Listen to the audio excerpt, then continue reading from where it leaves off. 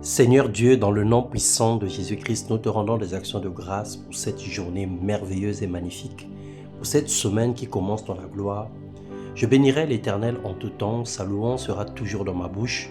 Que mon âme se glorifie en l'Éternel, que les malheureux écoutent et se réjouissent. Soyez bénis, bien-aimés. Ce matin, nous parlerons de la nature de Dieu qui est sa fidélité. Dans Deutéronome, le chapitre 7, le verset 9, la Bible déclare « Sache donc que c'est l'Éternel ton Dieu qui est Dieu. C'est Dieu fidèle, garde son alliance et sa miséricorde jusqu'à 1000e génération envers ceux qui l'aiment et qui observent ses commandements. » Frères et sœurs, tout ce que Dieu a créé, c'est pour le bonheur des êtres humains, c'est pour notre bonheur. En retour, il nous demande simplement la reconnaissance. Il est pour nous un refuge et un appui, un secours toujours présent dans la détresse.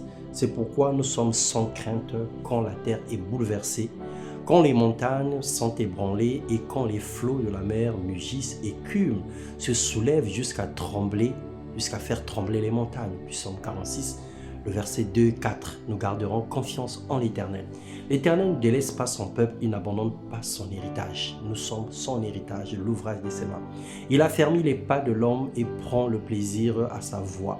S'il tombe, il n'est pas rejeté, car l'Éternel lui prend la main. L'Éternel est une forteresse pour l'opprimé, une forteresse dans les moments de détresse.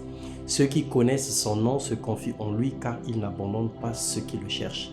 Dieu n'est pas un homme pour mentir, ni un fils d'homme pour se repentir sur sa décision ou pour revenir sur sa décision. Ce qu'il a dit ne fera-t-il pas? Ce qu'il a déclaré ne l'accomplira-t-il pas?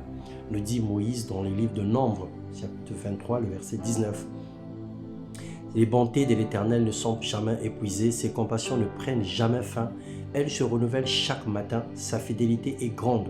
L'Éternel est notre bien, c'est pourquoi il est préférable de s'attendre à lui. L'Éternel a de la bonté pour celui qui compte sur lui, pour celui qui le cherche.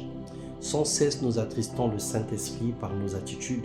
Nous manquons de compassion et nous sommes incapables de reprendre l'amour de Dieu autour de nous.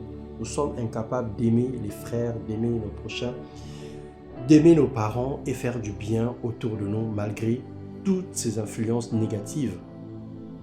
Dieu demeure fidèle. Il ne se compromet jamais et ne change pas. Il est réellement le même hier, aujourd'hui et éternellement. Il ne nous délaisse pas. Il nous incite à l'amour. Il nous incite à faire du bien autour de nous. Frères et sœurs, soyons fidèles car nous avons la nature de Dieu.